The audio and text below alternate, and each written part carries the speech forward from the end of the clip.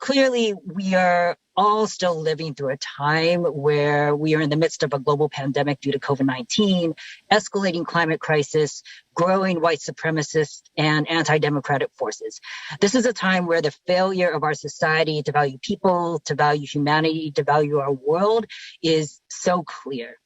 And what I think is important to know is that for trans communities, that even before this current time and moment, that we already were struggling to survive, facing high rates of violence, harassment, discrimination, and overall just lack of having our basic needs met. I mean, I think this is most clear when we look at the increasing murders of trans people in this country. Every year for the last few years has been the most reported murders of trans people in the US, of which the majority are Black trans women and femmes. So I just think it's important to name that in this time that is hard for everyone, for trans people, the conditions that we are living in have all just gotten so much worse. And on top of that, so over a decade ago, we started to see the conservative right really start to promote anti-trans legislation and policies. So over a decade ago.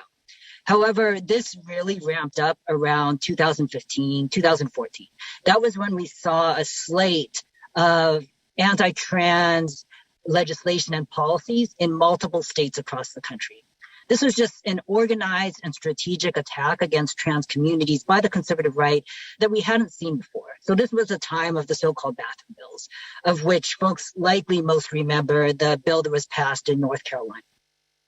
So at the time, our opponents were showing ominous images of men in girls' bathrooms to make their case. And it's important to name that under these false narratives, which were really about bringing up this specter of trans people, of queer people as sexual predators, is also an assertion by our opponents, a false assertion that trans women are men, that trans women are not women. So we've seen our opponents since that time continue to push forward this strategy. They shifted it a little bit to also include showing images of teenage boys in girls' locker rooms seeking to cause harm. So they used those narratives for a number of years, and they still continue to use those today. And then Trump was elected. And they then moved their attacks to the federal level.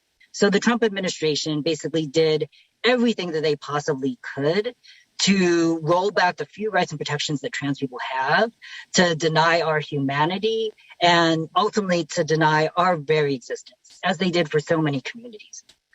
And now that we are under a different federal administration, these attacks by the conservative right on trans people have basically moved back to the states.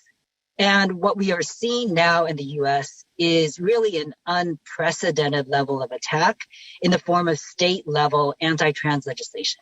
So this past year, we saw around 150 bills in 33 states.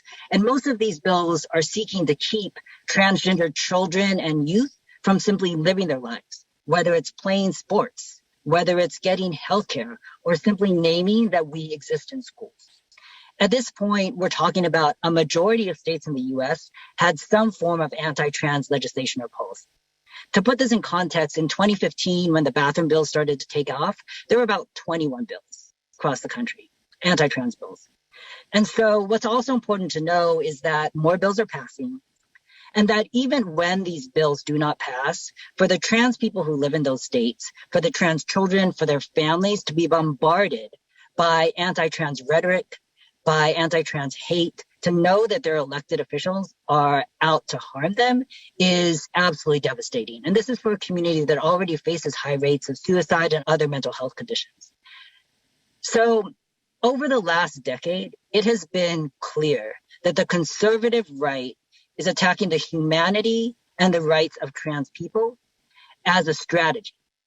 They are attacking trans people as a way to stay in power, as a way for them to build their base, and a way for them to win votes.